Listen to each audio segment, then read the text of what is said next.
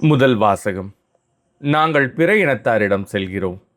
திருத்தூதர் பணிகள் நூலிலிருந்து வாசகம். அதிகாரம் 13, இறைவசனங்கள் 44 முதல் 52 முடிய. அடுத்து வந்த ஓய்வு நாளில் ஆண்டவரின் வார்த்தையை கேட்க ஏறக்குறைய நகரத்தார் அனைவரும் கூடி வந்தனர். மக்கள் திரளை கண்ட யூதர்கள் பொறாமையால் நிறைந்து பவுல் கூறியதை எதிர்த்து பேசி அவரை பழித்துரைத்தார்கள். பவுலும் பர்னபாவும் துணிவுடன், கடவுளின் வார்த்தையை உங்களுக்குத்தான் முதலில் அறிவிக்க வேண்டியிருந்தது. ஆனால் நீங்கள் அதை உதறி தள்ளி நிலை வாழ்வுக்கு தகுதியற்றவர்கள் என்று உங்களுக்கு நீங்களே தீர்ப்பளித்துக் கொண்டீர்கள். எனவே நாங்கள் பிற இனத்தாரிடம் செல்கிறோம். ஏனென்றால் உலகம் முழுவதும் என் மீட்பை அடைவதற்கு நான் உன்னை வேற்றினத்தாருக்கு ஒளியாக ஏற்படுத்துவேன் என்று ஆண்டவர் எங்களுக்கு கட்டளையிட்டுள்ளார் என்று எடுத்து கூறினார்கள். இதை கேட்ட பிற இனத்தார் மகிழ்ச்சி அடைந்தனர். ஆண்டவரின் வார்த்தையை போற்றி புகழ்ந்தனர். நிலை வாழ்வுக்காக குறிக்கப்பட்டோர் அனைவரும் நம்பிக்கை கொண்டனர். அப்பகுதி எங்கும் ஆண்டவரின் வார்த்தை பரவியது. ஆனால் யூதர்கள் கடவுளை வழிபட்டு வந்த மதிப்பிற்குரிய பெண்களையும் நகரின் முதன்மை குடிமக்களையும் தூண்டிவிட்டு பவுலையும் பர்னபாவையும் இன்னலுக்குள்ளாக்கி அவர்களை தங்களது நாட்டிலிருந்து துரத்தி விட்டார்கள். அவர்கள் தங்கள் கால்களில் படிந்திருந்த தூசியை அவர்களுக்கு எதிராக உதறிவிட்டு இக்கோனியாவுக்கு சென்றார்கள். சீடர்களோ தூய ஆவியால் ஆட்கொள்ளப்பட்டு மகிழ்ச்சியில் திளைத்திருந்தார்கள். இது ஆண்டவரின் அருள்வாக்கு. இறைவா உமக்கு நன்றி. பதிலுரை பாடல். மாந்தர் அனைவரும் நம் கடவுள் அருளிய விடுதலையை கண்டனர். ஆண்டவருக்கு புதியதொரு பாடல் பாடுங்கள், ஏனெனில் அவர் வியத்தகு செயல்கள் புரிந்துள்ளார். அவருடைய வழக்கரமும் புனிதமிகு புயமும் அவருக்கு வெற்றியை அளித்துள்ளன.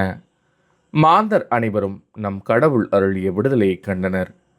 ஆண்டவர் தம் மீட்பை அறிவித்தார். பிற இனத்தார் கண்முன்னே தம் நீதியை வெளிப்படுத்தினார். இஸ்ரேல் வீட்டாருக்கு வாக்களிக்கப்பட்ட தமது பேரன்பையும் உறுதிமொழியையும் அவர் நினைவு கூர்ந்தார். மாந்தர் அனைவரும் நம் கடவுள் அருளிய விடுதலையை கண்டனர். உலகெங்கும் உள்ள அனைவரும் நம் கடவுள் அருளிய விடுதலையை கண்டனர். உலகெங்கும் வாழ்வோரே அனைவரும் ஆண்டவரை ஆர்ப்பரித்து பாடுங்கள். மகிழ்ச்சியுடன் ஆர்ப்பரித்து புகழ்ந்தேத்துங்கள்.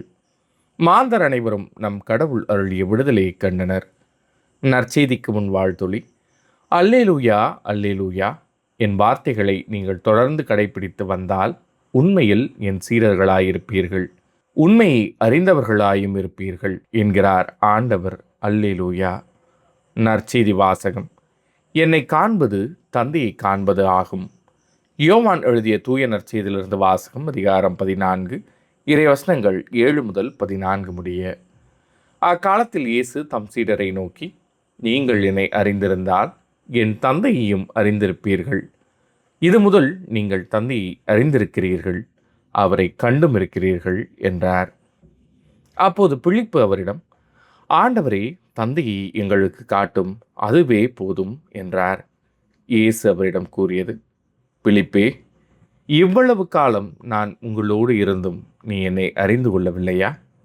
என்னை காண்பது தந்தையை காண்பது ஆகும். அப்படி இருக்க தந்தையை எங்களுக்கு காட்டும் என்று நீ எப்படி கேட்கலாம்? நான் தந்தையுள்ளும் தந்தை என்னுள்ளும் இருப்பதை நீ நம்புவதில்லையா?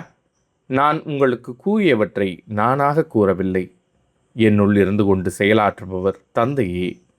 நான் தந்தையுள் இருக்கிறேன், தந்தை என்னுள் இருக்கிறார். நான் சொல்வதை நம்புங்கள். என் வார்த்தையின் பொருட்டு நம்பாவிட்டால் என் செயல்களின் பொருட்டாவது நம்புங்கள். நான் செய்யும் செயல்களை என்னிடம் நம்பிக்கை கொள்பவரும் செய்வார், ஏன் அவற்றை விட பெரியவற்றையும் செய்வார். ஏனெனில் நான் தந்தையிடம் போகிறேன் என உறுதியாக உங்களுக்கு சொல்கிறேன். நீங்கள் என் பெயரால் கேட்பதையெல்லாம் நான் செய்வேன்.